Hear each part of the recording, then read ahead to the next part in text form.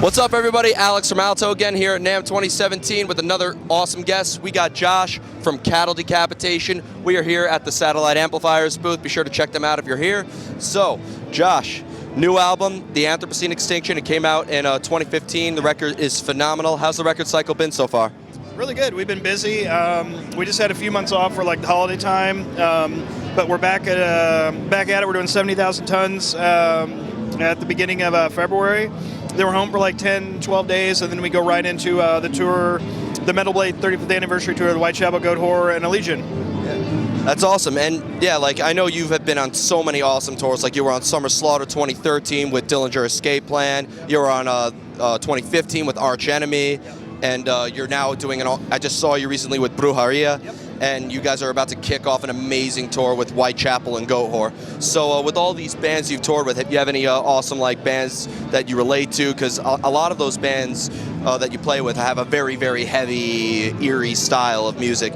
So do you all relate to each other, and like everybody who you see is there to see you guys and the other bands and stuff like that? I think with each tour, there's like the bands that we're like have a history of being friends with and stuff like that. Like Goat Horror, we're really good buddies with them. And so it'll be good to be around them and hang out and watch their band every night. We've toured with actually Whitechapel before in 2010, so it was relatively brief, and our paths don't usually cross much, but it'll be good. It's healthy for them, healthy for us, and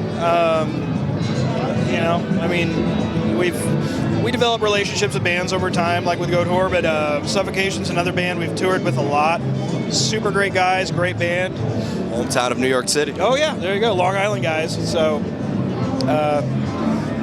whether it depends. Like, so our personal musical tastes aren't necessarily entertained that much, because it probably wouldn't be a very good business decision to like, oh, I'd like to go on tour with my favorite band, which is someone that me and only 10 other people really care about, or whatever.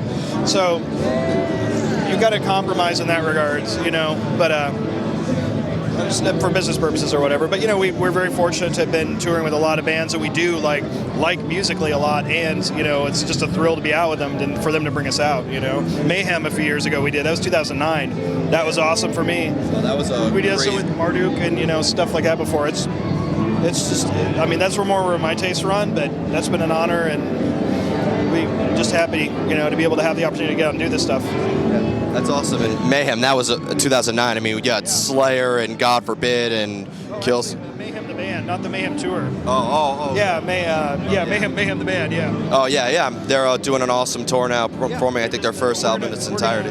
We're going to be getting back into, coming home from 70,000 tons the day they play in Santa Ana. So we're flying in, we get in at 10, so unfortunately there'll be no way we can go see them, but just this close. Yeah, it happens. Now, you have a lot of thematical, I would say your music has a lot of themes in it, and you address a lot of issues. I know being vegan, that's a huge theme that you would incorporate into your music. To a certain extent. I mean, actually, myself and the singer Travis, we're just vegetarian, and that's the only, that's the other two guys are omnivores, but throughout the history of the band, up until maybe like 4 or 5 years ago, well, maybe 5, 6 years ago, everyone happened to be vegetarian, with occasionally people being vegan randomly here and there. So for, whatever reason, that kind of the band was branded as that. And so that sort of followed us throughout the years, But I mean, a lot of the lyrics and concepts are very, commentary on the environment and stuff like that. So, I mean, obviously that, understandably why that feeds into that belief, or that perception of this, So with the Anthropocene Extinction, like when you record new music, because you guys have your own distinct sound, like I hear a record and immediately know it's Cattle Decapitation. Do you try to maintain that sound with each record, to try to, represent what Cattle Decapitation is about, or do you like to also incorporate newer elements into your music? And yeah, we try with each record to have like some sort of new elements in there, either like, it's not going to be a drastic change in style, but just something that's like a enhanced version of what we were trying to do before, because you'll kind of see, or kind of hear, I should say, over time there's like elements in preceding records that are kind of like explored, maybe never fully realized or just kind of touched upon, and then the one that follows, it's like, oh, that's what they were getting at, So I kind of And I think a lot of bands are like that, but in our case, I think it's very like, you hear one record, it's like there's this bit of foreshadowing of something we're maybe toying with, and then it fully becomes incorporated by the next record. So that's awesome. And just want to touch upon some gear you use, because you guys have a real heavy sound. Like, you guys are one of the heavier bands out there. So what kind of gear do you use to maintain a heavy sound? I mean, strangely enough, we tune down barely, we're just an E flat. We're not super low or anything like that. I think a lot of it is just the way you attack the instrument. I know that sounds stupid, but just your pick attack, you know, for on the string side of things, and just, you know, how you dial in your tones and how you lock up with the drummer. You know, there's certain stuff that, you know, sounds like we're just doing this super down-tuned, sludgy stuff, or just really percussive, chunky, heavy stuff. And it's all like the angle your pick hits the strings to give that almost like sort of an illusion of just super low tuning. You know, I mean, we're not going to try to fool people, because people, you know, obviously can discern to it, but it just has that same sort of like percussive like impact, you know, to it. And also it's like, sometimes if you hit the strings really hard, it'll go out of tune and just come back in a little bit, which if a guitar that's tuned really low isn't really set up impeccably well, the same thing kind of happens. So it almost mimics that sort of phenomena. So I think people latch onto that and hear that and be like, oh, wow, that's, you guys, what do you guys tune to? C sharp? Or, and I'm like, E flat, man, you know. Yeah. So, and that's really, like, if you're tuning down to E flat, I mean, Alice in Chains tunes down to that. Yeah, and like, to this day, that's almost like quaint to be that high up. People are like, oh, E flat, that's so cute, you know. Yeah, you know, it's almost not original to tune down to drop A flat minor 7 whatever. Yeah, it's, so people ask, they're like, oh, it's Slayer tuning. Yeah. E flat. Slayer tuning. That's that. That reference point works for people. Exactly. So, you have any specific guitar brand or amps that you prefer? Actually, I'm just going to scan the guy right behind me over here. This gentleman with the impeccable hairstyle makes my guitars. Oh, really? Cardinal Instruments. Yeah. And what does he do to your guitars that makes you enjoy playing it and gives you the sound that you're going for? Look at him. How could you argue with that face? I love working with him. He gets it. I mean, that's a very broad statement. Like, gets what? Yeah, exactly. He gets it. And you know, with people that you connect with, you know, on that sort of level, it's like they get it. And I appreciate that. He's meticulous. He'll like agonize over stuff that is just a minute, maybe unimportant detail to other folks. And it sits on his bench, and if it's not right, it's not right. You know? That's excellent. So he has a history, like, he's probably a few years older than me. Maybe. I'm older than you think, but anyway.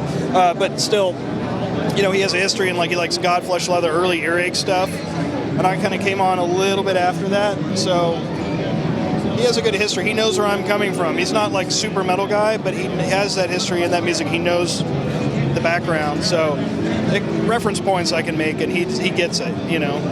That's awesome. So I just want to... Sorry. Yeah, no. I keep saying he gets it, but he does. Yeah, no, that's true. And it's great to have somebody who makes your own guitars, because they know what you're going for. It's almost like a tattoo artist, I feel. Like, you want somebody who you have a connection with, who knows what you're about, if they're going to put that on you. If you're going to be performing live on stage with this thing and representing your band and stuff like that, you need to have a connection with your guitar. I talked with Dusty from Between the Buried and Me about that. It's like, you know, you can have a guitar that sounds great, it plays great, but it's puke green. Like, yeah, exactly. You know, and it's like I was at an amp show a few years ago in Austin, 2010, I think, and he was coming around. He had one of his guitars, walking around with it, and he came into our room, and we just kind of, he's like, oh, you can try this out if you want. So it was, all of us were intrigued by it. So I got in touch with him back when we were in San Diego, and kind of developed a kind of email sort of patter back and forth.